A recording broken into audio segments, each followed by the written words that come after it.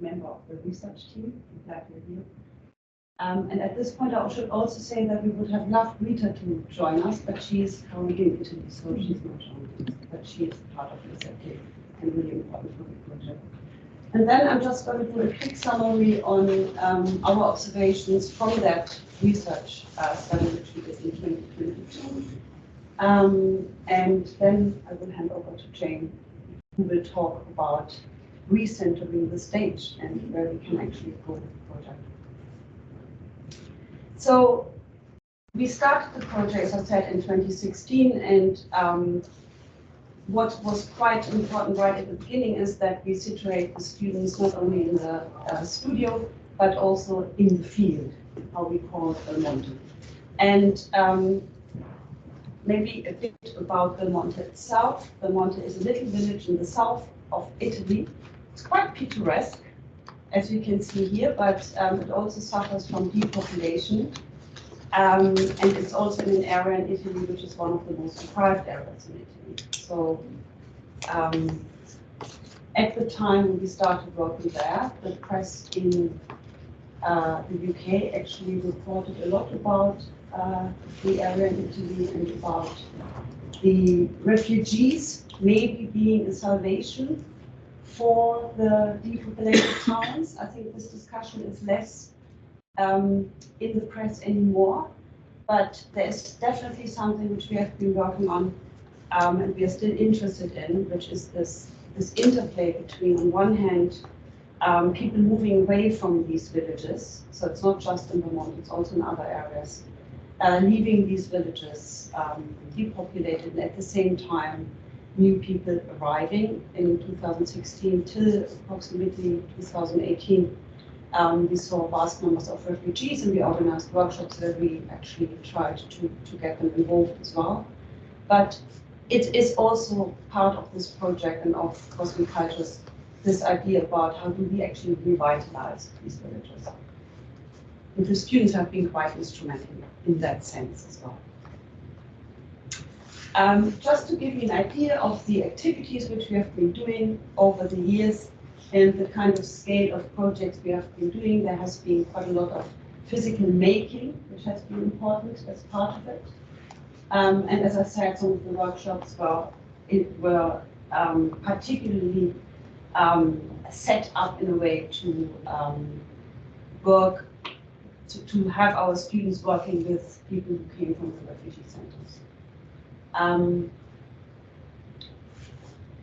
Yeah, since 2016 we've been working there, and you kind of see this is kind of the curriculum, the academic framework which we have set up in order to allow the activities to kind of grow in Belmonte.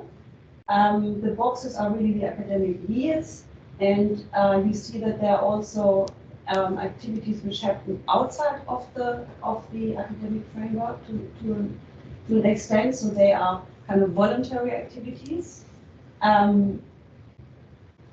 Yes, and I think important, as I already mentioned, is Nisepia. They are the key partners on site.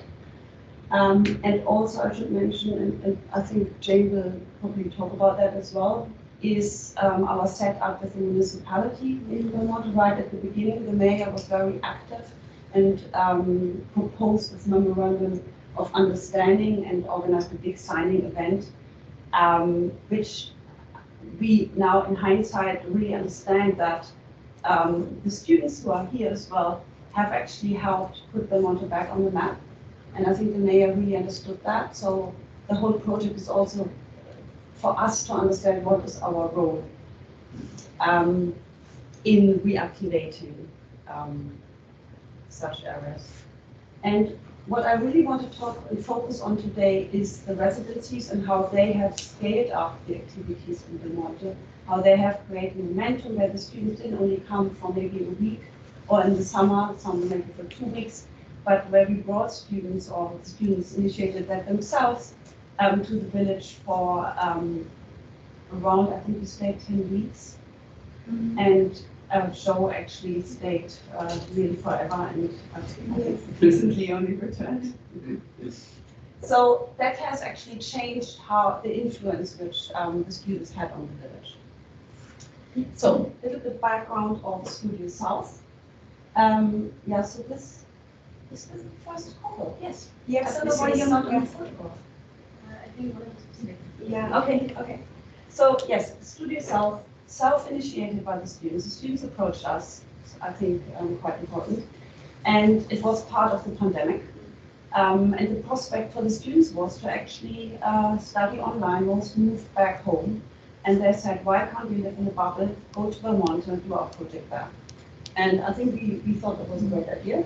And we really wanted to make it happen. And we centered the student project again around Vermont, which we had been doing before, but something where we knew the students would be able to research much more in depth. And what happened is, and what we observed as well, is that the students really entered a new relationship with the locals. And that also, as a pedagogical model, these residencies became something which we then organized in a more formal way. It was really initiated by you guys this way. And it did work because, yeah, I think in terms of COVID and also something where you as a cohort were able to actually stay mingle with each other and learn from each other. Most of the students actually were sitting at home and learning by themselves and just sitting on teams, whereas we still had that opportunity of being together. I think it was a great thing. But besides COVID, the residencies are possible because we now have online teaching. We know about hybrid learning opportunities. And this is just a slide that shows you on the right the studio. Yeah, actually, it shows you the studio here, next to the studio in London, to you guys in the casa, and on the other side, the tutorial. I think what's also important is the space since 2019, and that was when we moved there. The municipality had given a space or a house to Lesepia in order to use that as a space which could become this kind of studio field. And I think that also scaled things up.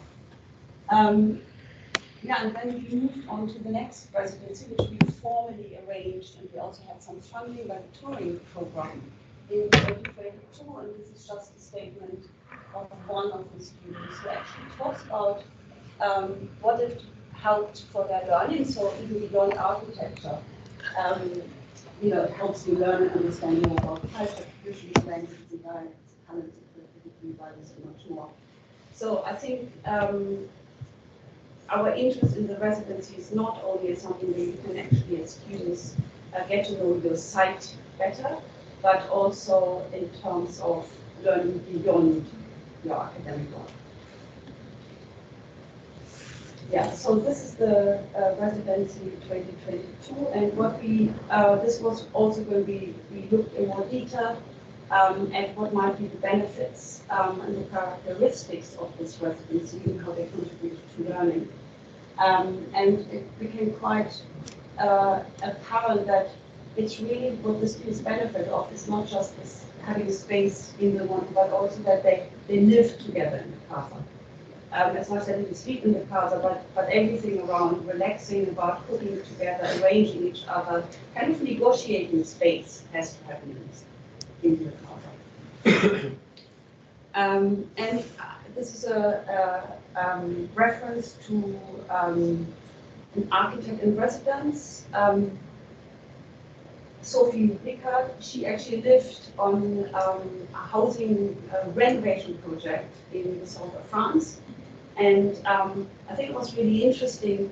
I read this article which actually Beatrice gave me to read. And the benefits really for the architect by living on the site to really understand what the community needs and helping the kind of negotiation. And I think it's a good comparison for the residences which we set out for the students or with the students. Similarly, so students they live and work actually, they negotiate with each other, they start to know each other. They have lots of opportunities not only to get to know each other, but also other groups who actually came to the casa because that was organized by the SEPIA being there as well. And I think I'm moving to the SEPIA now as a key partner for us. And maybe importantly, the SEPIA themselves used to be students at London Met, and they had actually this really interest. They were all Italian students, and they actually had this interest of bringing something back to Italy whenever they went back in the summer months. And the whole relationship with Vermont started by a call from a student who said, "Oh, I really want to do something here. Jane, Sandra, and some other tutors, do you not want to come? We want to make a workshop in the summer and bring students together with refugees and see what that is." And it was really an experimental ground, which then developed into this more formalized group, Research, which La Rivoluzione delle Secche set up. And La Rivoluzione delle Secche being a group of anyone who actually wants to join, like a movement maybe, and this had been a formal non-for-profit organization which is based in the area. Yes, so 2022, we wanted to understand these residencies a bit better, and I would say that Joe Douglas, I never spoke to you about this, Joe, but I think you're kind of like this residential architect, as I referred to before, because you lived on the site, you really understood what was going on there much better than the new cohort of students. And also I feel, because you became part of Metropolitan yourself, so you weren't just one of the students, you were really part of the MPO at the time. You had that kind of in between, that understanding how it is to be a student, but at the same time, that kind of lens of stepping away and understanding what might be the benefits of the students actually joining this enterprise, and also that partnership with Metropolitan. Rachel is unfortunately not here. She's in Tokyo, I think. Mm-hmm.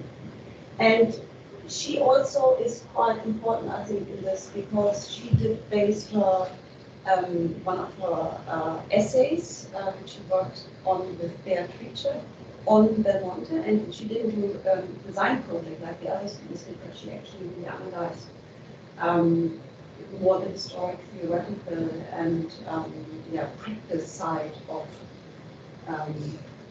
the project.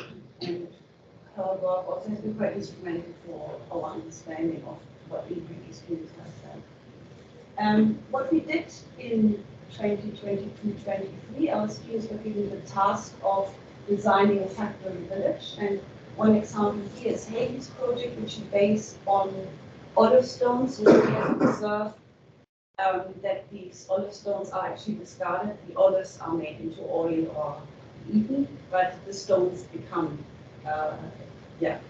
discarded. And she developed that kind of idea that the whole village could become a kind of generation of plastic, eco-plastic made of olive stone. She made those products as well, but developed this project in that. And maybe another project which I think is important to show is the tomato factory, which was developed the year before by Jim. But it also was one of the projects which really worked with the territory. And we felt that our students, which we also called our kind of research students, not only worked on their own projects and actually understood the territory in a better way, but also they were kind of, pedagogical actors, let's say, for our research. And at the same time, they actually, working with Metropolitan, developed this new understanding of how the university and the local NGO could actually work together. And maybe just this one more project. I'm not even showing many projects here really, but I thought this was also important. I think this was part of your first residency, isn't it? Yes. Mm-hmm. And I think what we really liked about that was that you worked together. So as much as you did develop your individual interests, it was a collaborative effort to actually make a proposal which would transform the village, or which shows the village how the village can be, or the villagers how it can be transformed. Okay, back to the kind of working in the CASA and the CASA itself, and how the students' presence has transformed the village. I think these are nice quotes actually from even earlier, and that was when you were on your residency there. It was quite interesting how the locals have actually appreciated the students as somebody who becomes part of this sector. And I think that was an observation which Joe also had, that as much as you as students, you weren't really official members of the sector, but at the same time, I think the villagers understood the students as agents of the sector. And I think it was a possibility for also the work which the NGO is doing there to kind of scale up by you talking to villagers. They became more aware of what exactly might be doing. Yeah, so I think just summarizing now, I'm coming to the end, but some of the observations which we had from the residencies really is that there is a kind of blurring of boundaries or some kind of operating in gaps between academia and practice, which the students really do. This is an image in the Casa that kind of shows one of the students in, but also other players. Some of them are Lesepia, others are tapping into the wider network of Lesepia. And I think this was a really nice observation of one of the students on the second residency, which really talks towards this idea that what you as students, when you're on this residency, how it might actually be something you take on in your future. Probably to develop a kind of concern for society and maybe do something in the future which kind of improves, let's say, lives of people. Yeah, but it might also point towards how you could maybe practice once you finish. Maybe become part of such residencies. It doesn't necessarily you want to maybe set something up for yourself. I think I want to talk a little bit, just a tiny bit about the Casa and the importance of the Casa to make these residencies successful. So here you see the students on the terrace and of the Casa, and the Casa really gives you this opportunity not only to work but also to enjoy the landscape, to kind of see what's happening around it, and it's quite important to that all our students actually develop projects which acted with the territory to a certain extent and with the region, were about reactivating the area as well. This was one of Joel's observations, really, that yeah, I think that being in the Casa gives you that opportunity as well of meeting other people, and we also have locals joining you and presenting work to the locals and hearing their opinions. This is the floor plan of the Casa, and important also to note that students did actually engage with kind of the construction of it as well, with the renovation of it, but also certain ad hoc kind of interventions in order to make the life and the work there better. So if it was, one was a drafty internal courtyard where we did some kind of windows, which I will show in another slide in a minute, but also about just deciding where do you work and how do you make this a place where maybe you find some privacy as well.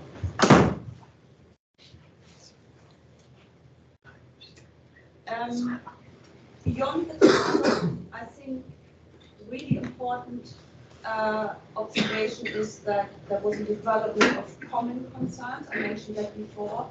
Students didn't only work on their individual projects, but all the doing seems to feed into common concern, which is about regenerating the area and bringing something back to the long term and filling the gaps. One of our students is engaging with a person who's actually on the right, one of the few people who still knows about the tradition of basket weaving, and kind of passing on that skill, which nobody really is that much interested anymore. It was, I think, for the locals really interesting to see how the students from London, from the, let's say, maybe big world or from the big city, were interested in those crafts, which, you know, they didn't see that much happening anymore. Collective care is also something, a kind of theme which came up again and again, that all the people who are kind of taking part and meeting the Casa, they kind of care for each other. And And I think, yeah, it's also the care of making, of hands-on making, which is important. Yeah, and it is really, I think, this collective care which makes the project to a certain extent. That people don't, students don't go there and just individually think about what they're going to do, but it's really about adding to this overall project. And I talked about that kind of draft report that was really freezing in the Casa. And here, talking maybe another theme, the hybrid roles of students, but also local craftsmen, becoming on one hand users of the Casa, but on the other hand they are architects or they're builders. They kind of take on different roles, but also this collaboration between students, architects, one of them is an architect, Giuseppe, and the local craftsmen who use local resources in order to transform the Casa and make it a place which is not only for the students, for the sector, but also for the locals. I think I'm coming to the last slides now. Yeah, so I think for us this idea of the residencies is a really important one because it really did scale up the impact which also us as a university had on the village and the area, but also for the SEPIA, the organization where the students really became part of them and kind of, yeah, more people, more workforce to a certain extent, more exchange. And the importance of the Casa itself, where you here see students meeting with some locals and discussing this basket weaving tradition. Yeah, I think this is my last slide. Yeah, there's a kind of vision of one of the students who was on the last residency in 2022, actually not the last, but on the second residency. I think it's quite a nice one because this talks as well about this idea how we could maybe scale up and how this could be a model which also might happen in other areas in Europe and the world and back in the UK maybe as well. Yeah, so I think now we would like to talk a bit more about what happened since this residency, because we had another one in the summer. Yes. Organized by Jane, really. I wasn't involved anymore because I had moved to another institution, to the Royal College. But also, I think we have some ideas about how the work can continue and how you might be able to move it as well to other areas. We had some conversation in the summer with the ex-mayor and the new mayor. And, yeah. Well, Sandra and I have worked together for about 8 years on this project, and then Sandra went somewhere else to teach and to be part of another institution. And people were saying to me, well, what's going to happen to the project now? And I was thinking, oh my goodness, you know, we've done, every year we did a kind of different take on Belmonte, trying to understand it in a different way. We did a project which looked at the edge condition. We always looked at the project through an idea of industry and learning. So I think those are the two kind of key things that we looked at. But it got to a point where I was thinking, well, we've kind of got to do something new now, and where do we go from here? And I think what we wanted to do was try and activate the village a bit more than we had done, in a way. So I think that Sandra has very eloquently spoken about, you know, how the projects worked with the SEPIA, so with the SEPIA, and the village became kind of background to it. So the next thing was really trying to look at the village, because I felt every time I went there, the students were really very vibrant, and so was the SEPIA, and the villagers would come up and chat to us in the background. But I didn't feel that they were really taking on a kind of ownership of it in relation to us. Hi, Ian, how are you doing? So from October, from the summer, we thought, well, what would actually try and push this idea of what we have been doing? we went back to some of the conversation that we'd had with the vice mayor way back probably about 5 years ago, 5 or 6 years ago. And the thing that he was saying to us was that it really needed a school there. It really needed something that brought people from outside. To a certain extent, in a small scale, the kind of school or education we have brought some education. Exactly. But we hadn't really involved the villages. Exactly. And part of the reason for the municipality gifting the CASA to the Sepia and allowing us to use it at the time was to try and use that as a kind of a generator to generate something which was about the students coming there, but also gifting something back to the village. So in a way, what I'm going to do is I'm just going to kind of just pull together some bullet points about where we've come from and where we hope to go to and where we think we are now. So at the time, there's kind of 3 partners involved. So there's us, the institution, there's the SEPIA, which is a not-for-profit organisation, and there's the village. There's these 3 partners, and it's really clear. And then, in a way, one can misunderstand that and think it's about the institution and the SEPIA, but it's really very much about the village, because they were definitely the backdrop to why we went there in the first place. On the very first workshop, Rita was explaining the village, and I was saying, gosh, this is really interesting. You know, it has, very immediate concerns in terms of a village which is depopulating, migrants arriving on the shore, the housing kind of collapsing, and the lack of industry, and people in the village with the average age was something like 53 or something, isn't it?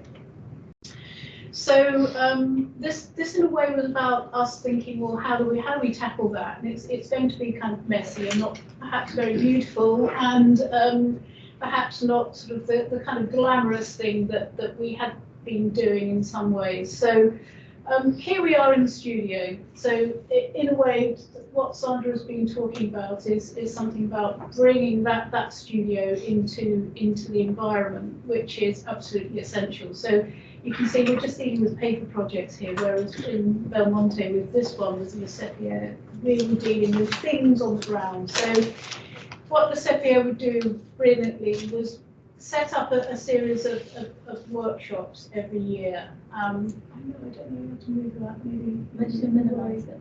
You can Minimize it. Okay, that's a very good idea. Excellent.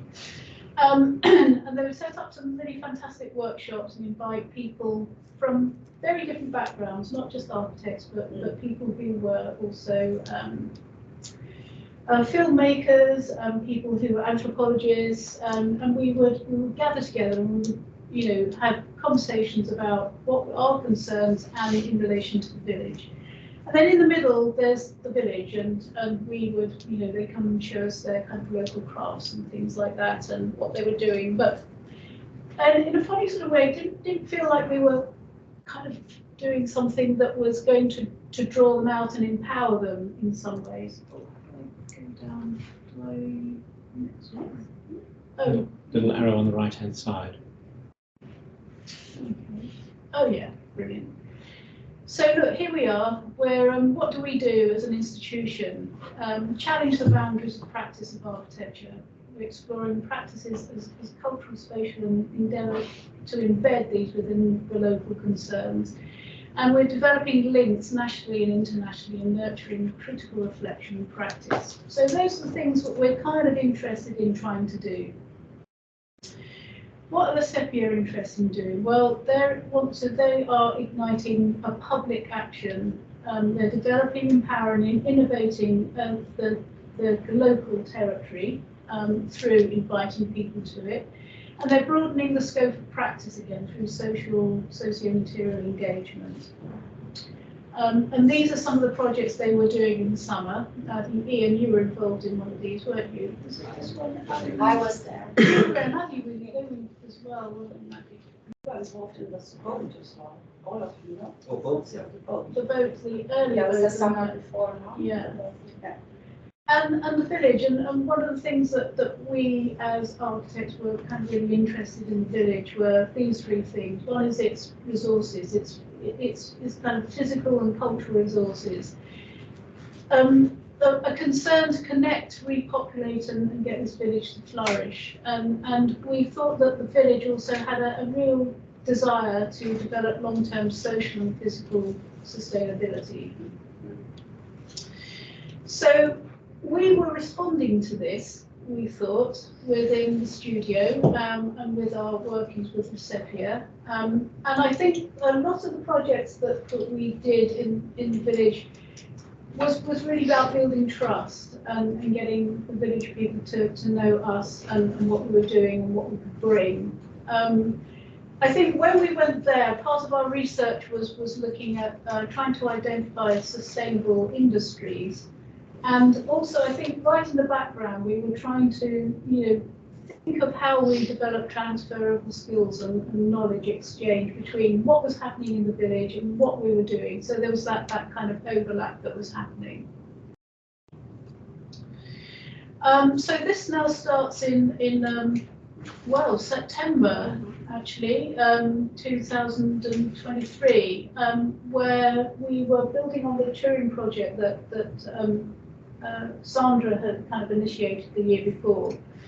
And this year, instead of running it with the curriculum in the year, we decided to run it for a month before the students start. So what we were doing was inviting the students to come and explore the territory and in a way kickstart a project there. And the idea of the project was the school of the everyday. And we called it that because what we were trying to do was not look at anything kind of really grand like a huge kind of laboratory or anything like that. It might gather to that, but it might be something to do with just an exchange of skills of how do you mend a computer, or how do you mend something, is it kind of a fix-it place or something like that. But it's about maybe the early stages of trying to get someone to kind of engage with other people, share their skills and learn from that. But that was not only the students understanding that, but understanding it from the point of view of the village and who was actually living in the village. Along with that, what we wanted to do was over the year, so that was the kind of initiation of the project there, just before we started in September. But what we wanted to do throughout the year was really try and focus on this thing: is how do we actually set up the village as stewards there? How do we get them to start taking kind of control of their own concerns and things? And so it was about recentering our thinking of the projects to recentering it on the village and trying to find a way of thinking how we activate that. So they were around three things. So it was choreographing methods of engagement with the non-profit organisation and village, identifying gaps in previous working methods, and activating and enabling the village to become the central player. And this is a big ask, really, but I thought it was something that we could try and facilitate.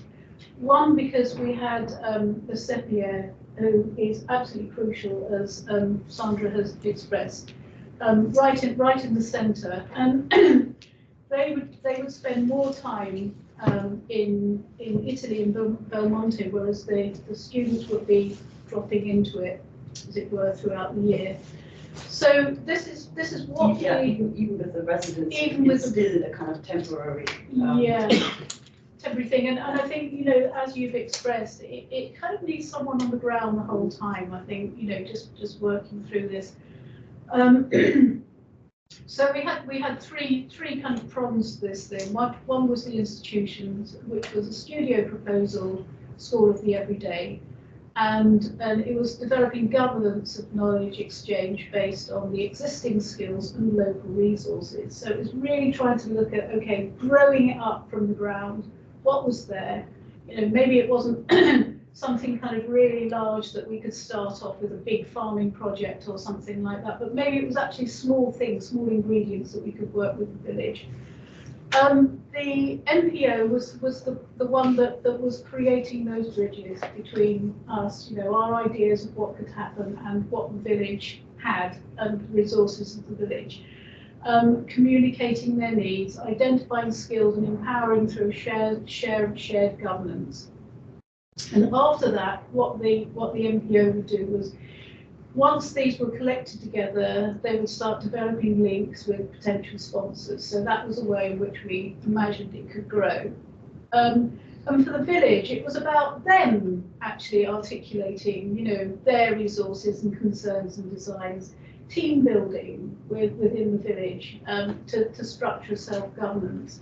You think, well, why would anyone want to do that in a village that is quite a sleepy village? Well, I think what we've seen little moments when we went back there, which said that people are wanting to do that. They are wanting to kind of govern themselves, bring themselves together and form these kind of small collectives.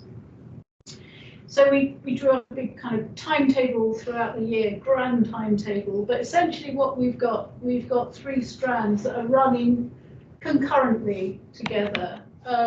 We've got a strand which is the key strand, which is the non-for-profit organisation, which is looking at doing a number of engagement workshops, which look at what the village have, who is in the village, how can they build teams around this.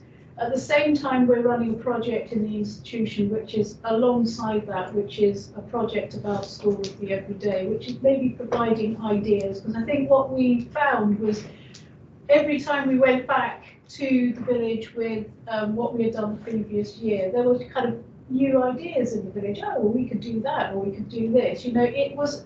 Although we do paper projects mainly as architects in institutions, they are really, really relevant because they initiate thoughts, they inspire people, and although you might only get 5% of what you wanted, you get that 5%, and that's moving along. So there were key points also where we would thread across this weave, and they happened when the students would go on a field trip or when there was an engagement at the end of January and also at the end of the year when we usually came back and we showed all of our work. Maybe just this one example of the tomato factory which Jim proposed. So he went back in the summer and actually presented it, and it did actually trigger quite an interesting conversation amongst the locals, because the proposal really was for a kind of co-op where tomatoes come together. And it kind of triggered that conversation amongst them, that are they really open to develop a co-op, or are they still very protective of their own ways of doing things and not really sharing yet? And that definitely was quite interesting, and because it also does give the community something to discuss amongst them. No, quite. So the timeline had these kind of key points in them.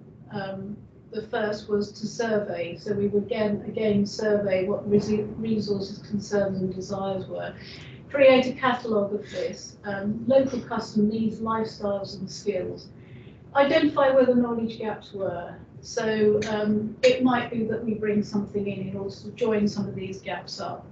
And then I thought that identifying a team, a working group, that was a really important part in it. So these are part along the timeline of that yearly thing. And then develops from these, start developing a system of governance and stewardship for the village. And at that point, we wanted to try and encourage the village to kind of take much more control of what they were doing. And then closing the loop, shape and share peer learning. So this was about even small things that people could share and learn from other people from it. But it was about sharing those things and closing that loop. And then the last one was about, okay, if we can identify at the end of each of these years what came out of it, we could actually put together some funding proposals to build it up. So each year it would be in small increments building up. So this is kind of reflections on some of the conversations. We went back in October. That's right, to the village. Just because we'd already had It was kind of like a small field trip. It was a for small your field. studio. It had already been booked, and we thought, well, we go back and have a look. Yes, at it and for us it was also really an important trip because we did want to reflect, and we met Yeah. with key people like Luigi, who used to be the mayor when we started working there. Exactly. Yeah. And for him also to reflect on what have we achieved, what has that, what has his kind of invitation of university coming to Belmonte on a regular basis, donating that building, the Casa, and what has that changed? Yeah. Exactly. So we had kind of very similar conversation with him in October as we did, 5 or 6 years previously when we signed the memorandum of agreement. And he still said, there still needs to be a kind of campus. There needs to be people need to come here. We need to learn. We need to skill people up. So at the moment, I think his feeling was that there is a lot happening now, but it kind of happens beside the villagers. So yes, there are crossovers in the bar. Obviously, the bar and some of the Airbnbs, they benefit by the movement of students and other young professionals coming to Belmonte, but the activities are not really intertwined yet. We noticed this site, and with these telephone numbers you can't see for reasons of confidentiality. But anyway, so I rang them and we got Luigi Luigi on the other Luigi end. was on the other end. He said, "Oh, you're selling a site." Oh I said, yes, "Oh, I didn't know this." Yeah. It's my cousin. It's my I am the cousin's owner. site. So we started, talking to them about, well, if we were to do this school, in fact, this is an amazing place to do it. We've got this great big concrete road that we can cantilever off. We've got this fantastic piece of ground that is just below it. It's at the moment has lots of orange trees and cinnamon trees and things like that on it. But this area is gradually getting invaded by species that actually kill the ground, and I think one of our students is doing a lot of research on that to see what we can do about it. But this was all of a sudden, oh well, this could be a live project. I think a couple of our students in the studio are looking at it this year. And then there was another little visit to the fig factory, talking to this woman, Miranda, who we have met. We take students most years, but it's a... You all have been there. Yeah, it's... We were taken by how she talked about the kind of stewardship, the governance of this fig factory that she runs. So it's a family business. She's been to university, and I think she studied economics. Just finishing international relationships. Yeah. Oh right, okay, and she's coming back, and she's really interested in making this work for the village. So we were trying to take this as an example of the way people are working with a different kind of governance, with a concern about the environment and the people that live in it. And maybe also to explain that this, it's like a kind of confectionery business. It uses products which are local, and so climate change, for example, is an issue in the area, and it does affect also the production of the figs. And at the same time, so she has an interest in protecting the environment.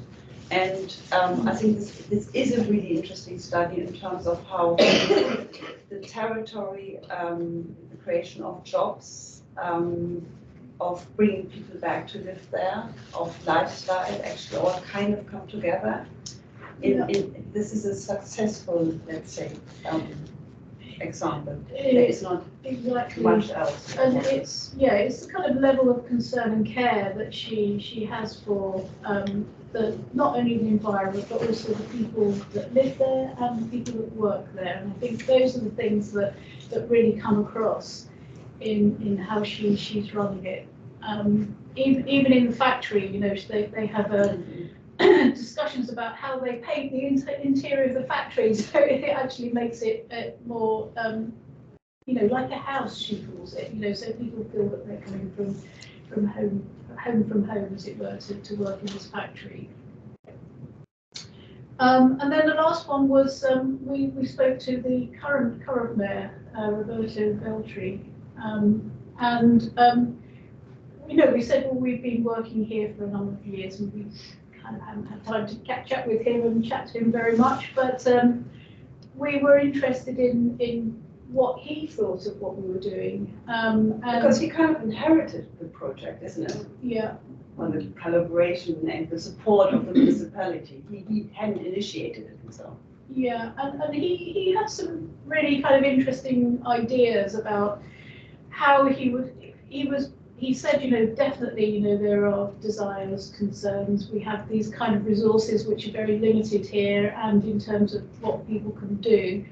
But he knows that a lot of the villages in the area and nationally have exactly the same issues that are occurring over and over again. So he said that it would be really great to bring a kind of nationally people together to actually talk about this. So he kind of had this idea of could we maybe set something up where we talk about this project with other mayors? Yeah. So I think just in a kind of pulling together just a few months, just like two months or something, rather than 6 or 7 years or so. I think we came up with some kind of aims that we wanted to try and continue, and we don't necessarily know exactly how to do it, and we're asking you to chip in with some ideas and things. But I think we definitely want to recenter the village as primary activists, and I think that's important to us. I think we have already started building trust, identifying sustainable industries, and started thinking how we actually work with developing transferable skills and knowledge exchange. And then these ones were the examples really of what we found when we went back in October, that really kind of fitted an idea that we should really push forward and try and make this happen. So one was with the fig factory. And what we want to do is engage nationally with some other villages and see if we can take what we've learned to other villages and work with them. But we know that it takes a long time to build that trust in the first place. So ultimately we want to expand the knowledge around practice as an architect and the education as an architect. So I think that's where we are at the moment now.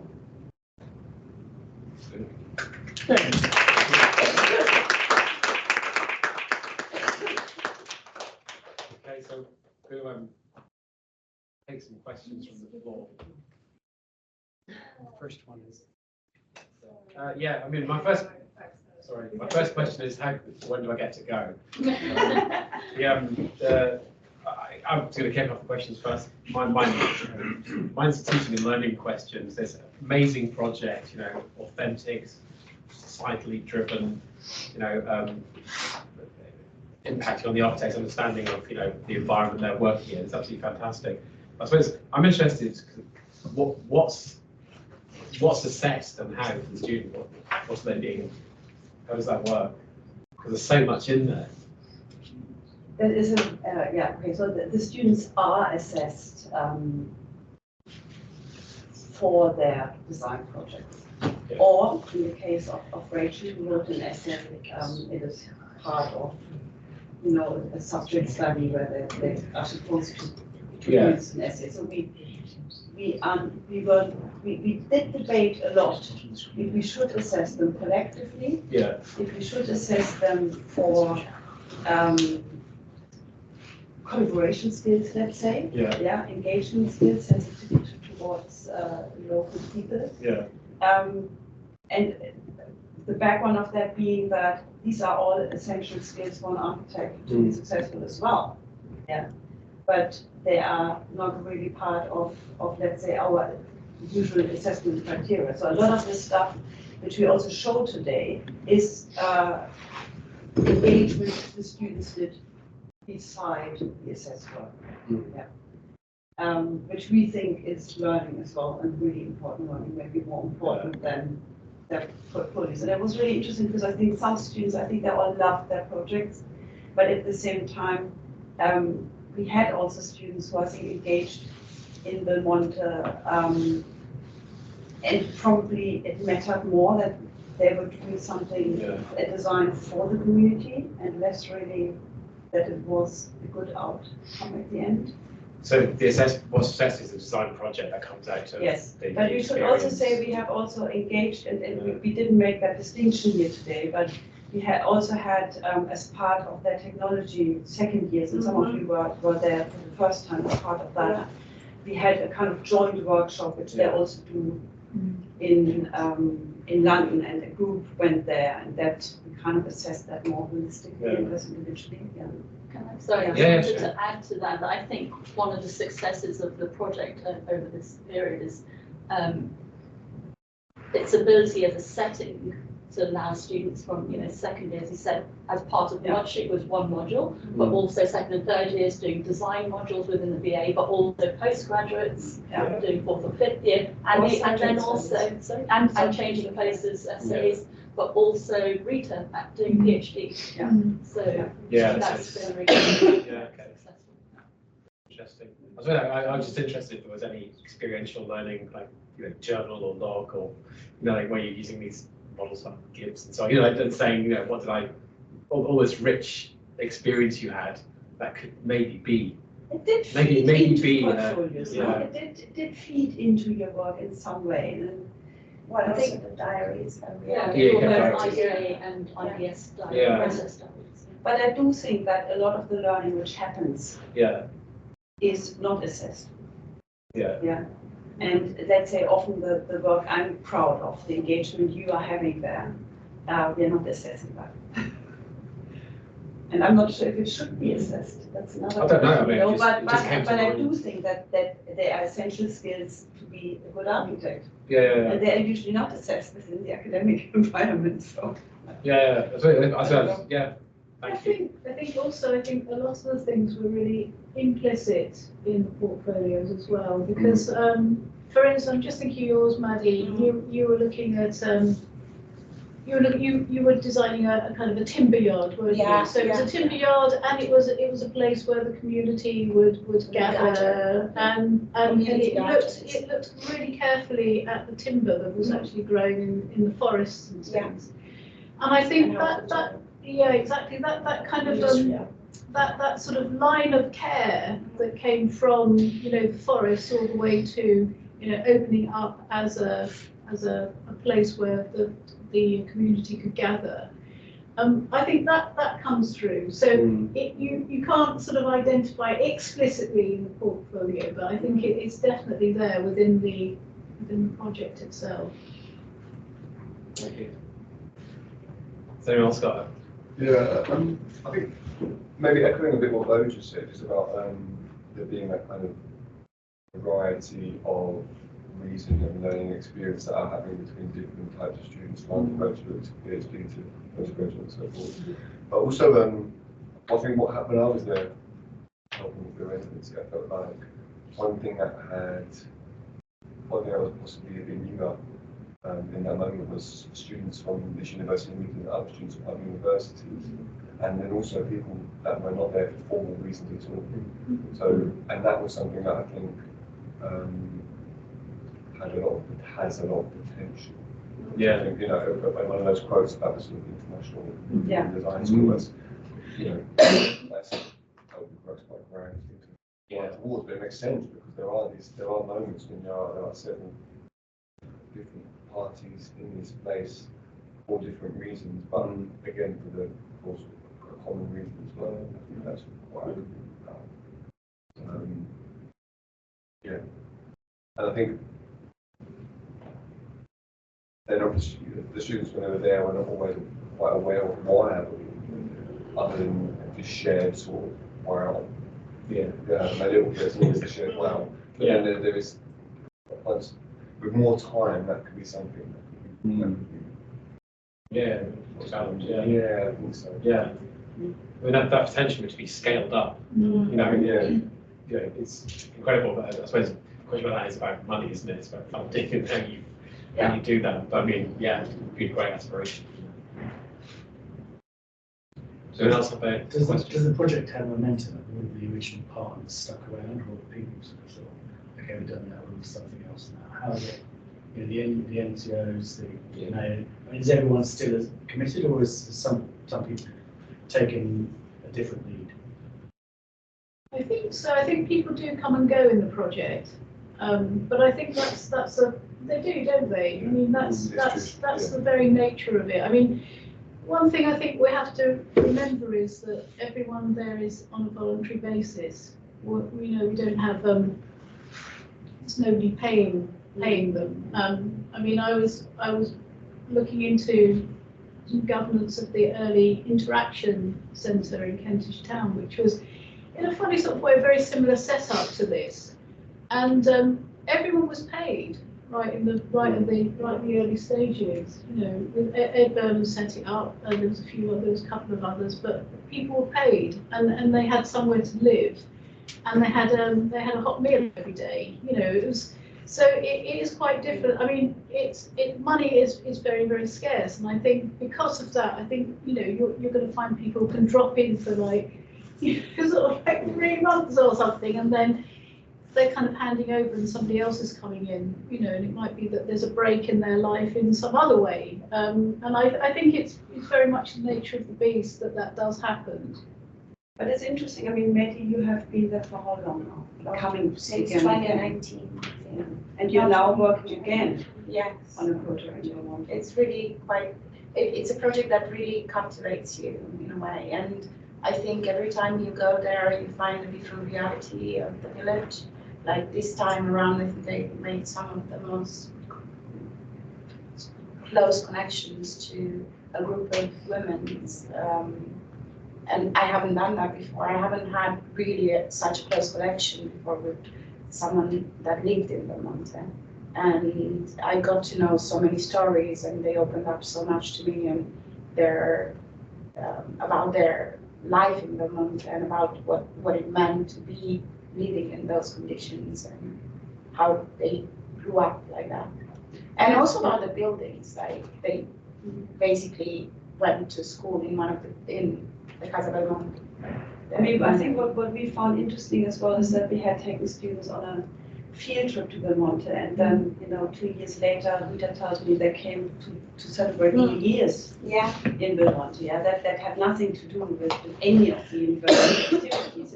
It's a network which kind of establishing itself, probably also without necessarily having to be in Belmonte. You know better because I'm not part of that online society, let's say.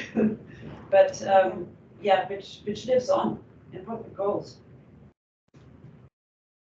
I mean, this is. Oh, sorry, Matthew, you go first. I'll pass it on. Go on. Yeah, so I mean, I think the educational side of it is amazing, and it's a very rich presentation. Every time I see another stage of this project, my mind is racing because it's got so much going for it and so many possibilities, and you just want some research council to give you lots of money so you can really dedicate lots of time, and the Turing Foundation has been great as well. But I guess in terms of one of the things that I think is interesting is the ways that the richness of the project can feed into other research avenues, and I know that there's an overlap with your doctoral research, Jane, which, just while I'm thinking about it, the idea of the kind of co-authoring of this new life that is part of the vision is, I think, very interesting, and immediately reminded me of the work that Jane Klossik and Ben Coburn did on autonomy and depth, with regard to the conceptualization of autonomy as the self-authored life, which might be a strand worth touching on. But also, there was that work that was done in collaboration, I think, with 2 other universities around mental health and well-being, conceptualized around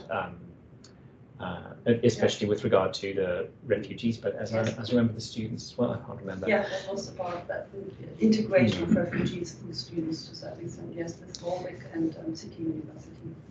So I was thinking in relation to other strands of work that have been done here at London Met, have been of interest. One of the things that struck me on the drawings and this story about depopulation is also some of the people in the images, especially the kind of basket weaving workshop, have got very lined faces, and obviously you get these quite old people who are still in the village, these young students and these young refugee and migrant populations, and also real cultural differences. So in relation to the intercultural interaction and the intergenerational opportunities, if you like, for social capital, that actually this example is quite different to many others. There seems to be a very interesting case study there on both counts. It's not really a question, but maybe you have some comments on that.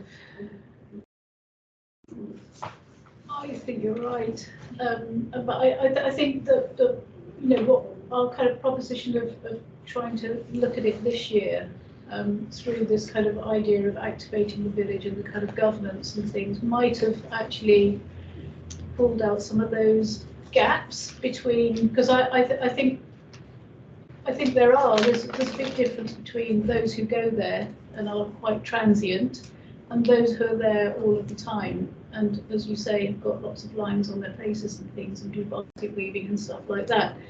I think that to try and jump over that gap is really interesting and really difficult to figure out how that happens. And I think in a way we were trying to example that the woman Miranda was one of those that is beginning to do that. Is perhaps making inroads of how you do that in the area, and she will become somebody who they will say, oh right, okay, she really believes in where we live and our resources and concerns in the village and stuff like that, and yet she's very young and she's bringing employment to it and things like that. So I think maybe there's a way in there looking at those people, that individuals who are actually making a way there.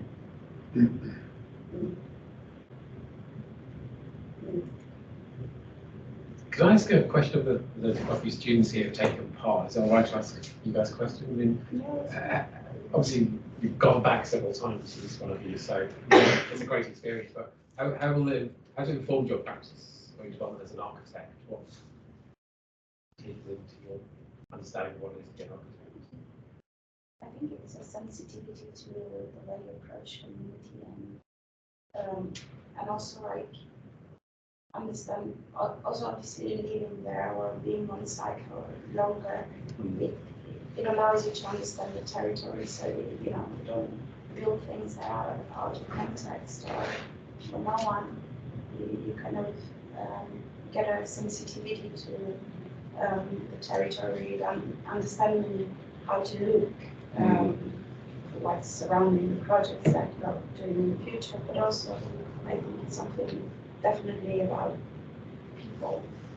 Like they become the protagonists of buildings. They matter more than buildings. That's what I think. I mean that's my. The research methodology is different. Yeah. To what we kind of learn in the union and practice, which is very Yes. straight to kind of go online and read a book, find it. It was first hand, you spoke to the residents, you lived and you experienced it. So I mean, that kind of shifts the way of what research could be. Yeah. And how considered really even carries on after you graduate and then back to work and you just do something like, oh, I think I should talk to the local people. It's not somewhere else. Yeah.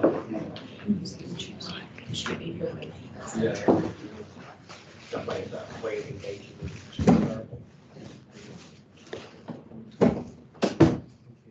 No, I think it was it's a good way to see how the responsibility of Yeah. We're also dealing alongside there are outside of the sort of triad of institution, NGO and village. There are other architecture collectives and practices who are very quite a contemporary way. You deal with these things which are old and tired, as you mentioned, but there are moments there when other practices, similar to those European, pan-European, are there for students. And I think that's, I felt like that was there when Zulu art, the collective institute, various other groups were doing similar things, mostly more architectural than kind of like embedded cultural research in one place. But I think that's a great way for students to sort of be exposed to contemporary forms of practice, not just what they're doing themselves, but contextualizing what they're doing within a wider European thing as well. And I think students, when I was there helping with the residency, it was new to them. That was a strong thing, because I think seeing other professionals not light years ahead of them in many respects, practicing, and actually architects being there, also trying to figure out how they're doing it. They're not coming with plan A, they're coming with plan A, B, and C, because they don't know how it's going to go all the time. So seeing, allowing students to see that a little bit. I think also, like, at least for me, like, they sort of think about the definition of architecture, I mean, like, starting architecture in here, I thought, okay, to build a house. But like, it's not necessarily just the build your construction, like, it used to be the service. So, like, what's the practical architecture, like, what is our point of view? That is not necessarily come to fix. Materials, that's excellent. These are brilliant things to come out of your project. That's why I started with the question about how it's, because I wanted to go and look at everyone's projects and see if you can see that in there. You know, like the experience in the tomato factory or the olive plastic. And so these things you showed us are all brilliant. It's always, you know, how you sense that or read it in the work would be interesting. Thank you. Does anyone else have questions for Sandra and Jane? Yeah, the curiosity. It's always a pleasure to hear about it. I was curious about this aspect you were mentioning in the end, that in the future you're thinking about networking with other places or expanding, like, about these connections with other places that Joe was also mentioning in students' experience. I was just wondering, what's your imagination of that at the moment, or what are you envisioning? Is it about working with other universities that are doing similar work, or is it about trying to have this? Well, no, simpler than that, really. It's just that a friend said, "Oh, well, they have a place in this village which is just south of Rome," and they said, in fact, NASA's here. We might even say hello. He said that, you know, exactly the same concerns are with that village as well, and the mayor has been saying to them, you know, is there anything that they could do? So, in a way, I just feel that we've got such a collection of tools that we've honed into a kind of position that we could actually take them elsewhere and say, can we use this village to explore these sorts of things? So in a way, no, very simple way of thinking of it. NASA. Can we let NASA in? Yeah. Hi, Jane and Sandra. Hi. You have to unmute yours, and I'll mute this one. Just hang on a second, NASA. Just wait. Yeah. Okay, you go ahead. Hi. No, our camera is not working at the moment. Hi, lovely to see you, Sandra, and Jane, of course. Very interesting. Yes, I mean, almost everything that you've presented sounds exactly similar to many of the villages, which is around where we are near Rome, which is, you know, Jane, you know, we're between our places between Rome and Napoli, and it's in what is called the Sacca Valley, which is a number of hill town villages around what used to be the industrial area. They used to produce cement and aluminium, which most of those factories are now dead. So majority of the people, the workforce, they commute to Rome, which is only about 45 minutes, 45 train journey, and it's similar sort of time on the car. So the village that we're in, we've had the kind of same issues about how do you regenerate a village where the large number of called returning population that migrated to US and Canada in the 60s, a very large number of them, and they've returned home in their kind of retirement age to be in what they they consider to be much more of a family and much more of a community place. So the village is actually facing a very interesting, these villages, these kind of satellite villages, they face a very interesting challenge, a dual challenge of A, the youngsters who want to go and work in Rome, and B, the kind of the old, if you like, population, old community coming back from US and demanding something else, demanding something slightly different to what the youth are demanding. So when we were approached to address the issue of regeneration and how to bring some kind of economy and other activities back that the neighborhood and the village could be regenerated, we had to address both. There was a kind of, we saw it as a contestation between two generations. There was a kind of contest going on between the older generation who wanted to see what they had seen. Of course, they're coming back to a village very different to what they left, 50 years ago, 60 years ago. And the youngsters who demand something different, so they want to leave. So when we were running these summer schools where international students were coming and doing stuff every year for about 4. By the way, Yara is here as well. Hi, next everyone. To me. And the mayors, of course, all the mayors and the local community were extremely active. And with places like that, it's very difficult to do things from the distance. You have to be there. Once you're there, then the community actually gets involved. The trust is the word. They see you there, they trust you. And I was just, as we were listening, watching your presentation, I was saying to Yara, what can we do? And I just thought maybe that this should be a discussion between the mayors to start with. Yeah, that's what we thought, Nasser, as well. Yeah, if the mayors discuss, well, we can actually bring this up. Of course, when we're in Supino next, or we're in communication with a group anyway. We have a group called Supinesi. Supino is the name of the village.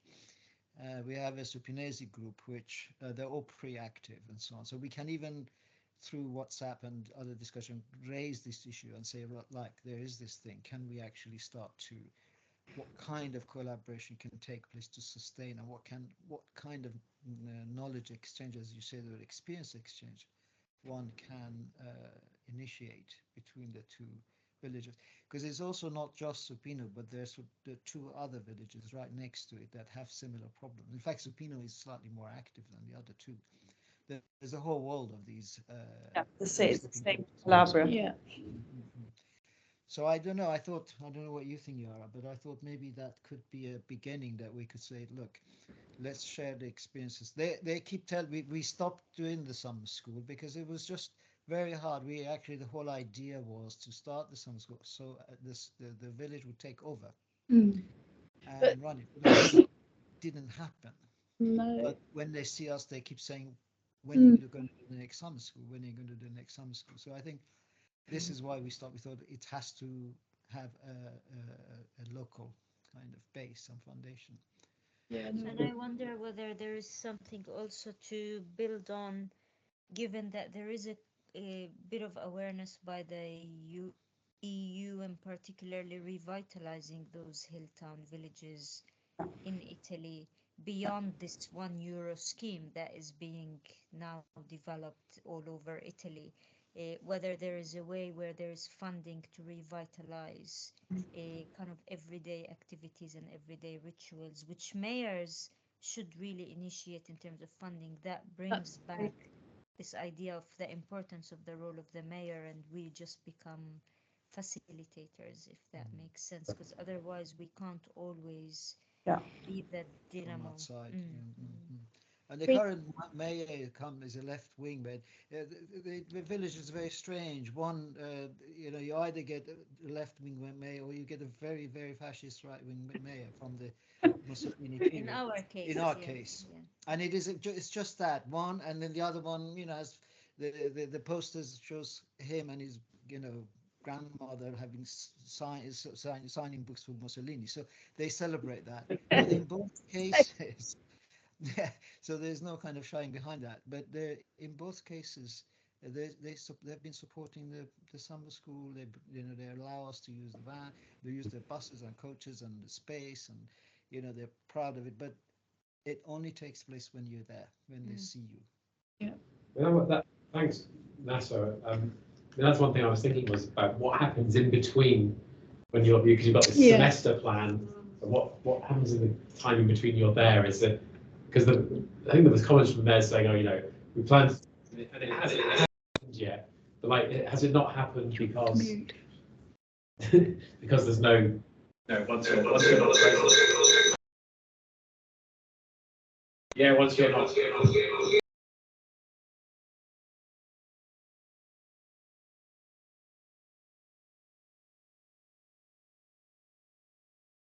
Your visits, and so there was a couple of comments about, we want to do this and it hasn't really happened yet, but how well, I suppose I'm asking what happens in between, but also how can you sow seeds for something to happen in between as well? Questions. I mean, I think that in the Monte case, the in between is Lesepia, but what happens if Lesepia disappears? Yeah. And also and that was raised before. Yeah, working for free forever. Where does the money come from? That was the questions really important.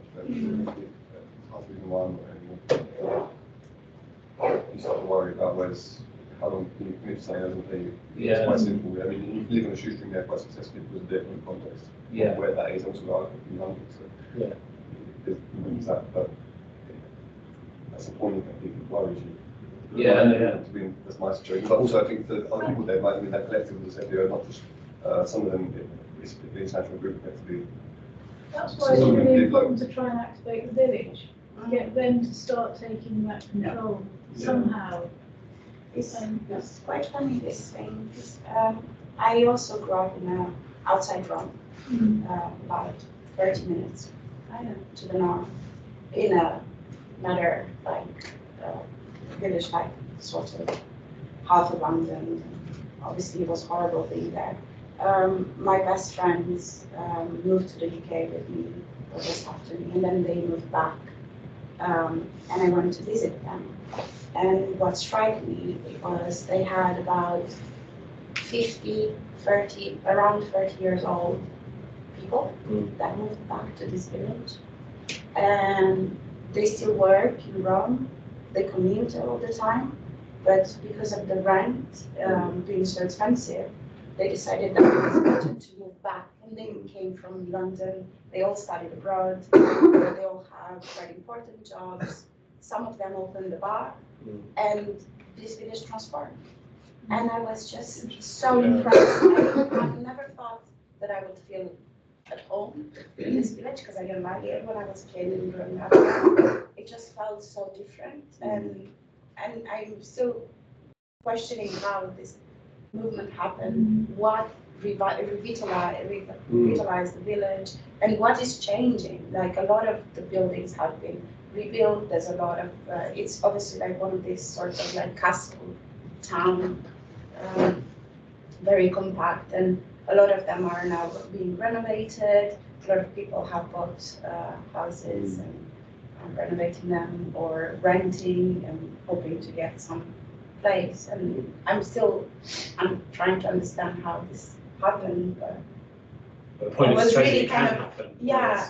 Exactly. I was quite impressed with it. This is Castelnuovo di Porto. Castelnuovo di Porto, just it's like 20 minutes away from Maybe it's the proximity to Rome where you find jobs. I think that's what it is. That's what it is. And there's never been a proper infrastructure. The train that you take there, we used to call it from the 20s. It doesn't run well. Buses keep on not being, so it's really not really well connected. So you need to have a car, or you work remotely. I have a friend, she's actually Danish. She moved there from London, and she works for press in London. So I don't know what it is, but I think it can happen somehow. So trying to understand it. I was quite, yeah, and I think it does require someone to be there. Yeah.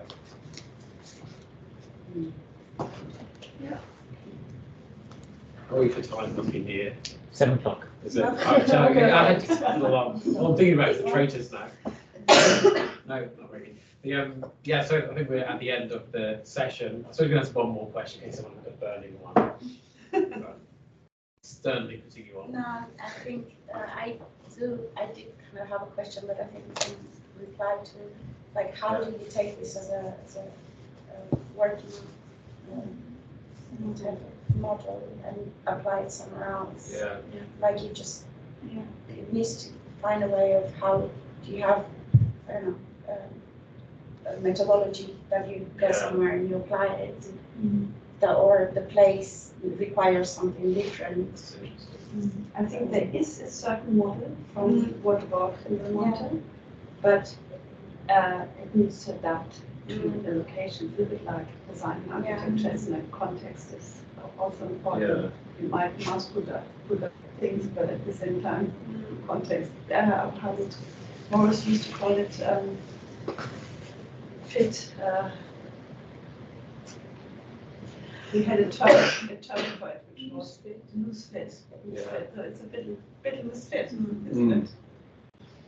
Yeah. So you might have some sort of toolkit of things that can work. But it's the diagnostic at the beginning, isn't it? Which I call it. But I'm saying the context where you're saying, you can't just, I suppose, drop these solutions or approaches in, even though they might end up being quite similar. Because a lot of these things sound very transferable to me. Yeah. That's it's interesting. Yeah. I think the scaling up things was really important. What we're doing. We started even with pieces of furniture and things started very small and scaled up gradually. Yeah. Yeah, if you could build a community practice around the model that you started, that might demonstrate also the scalability of the tools and the methodology that might then help with finding the funding and the support that you might need to grow it. Yeah, that's really interesting. There are a few groups, and also I've been recently in touch with this, maybe another conversation for a break. Yes. But I've been recently working a bit with the University of Milan, Polytechnics, the design department and the social innovation group. They're doing not similar but related work in the north of Italy, and there's a network there as well of, it's in between the agricultural areas like in Piedmont where the wine areas of Italy, but also towards the Alps. I know that region better because I'm from the north, but there's a network there as well that could be connected to mutual learning. Okay, well, thank you very, very much, everyone. That was really helpful and really enjoyable. Thank you to our guests, not just coming. Thank you so much for coming. Which makes us happy. Thank you all. Thank you, Sandra.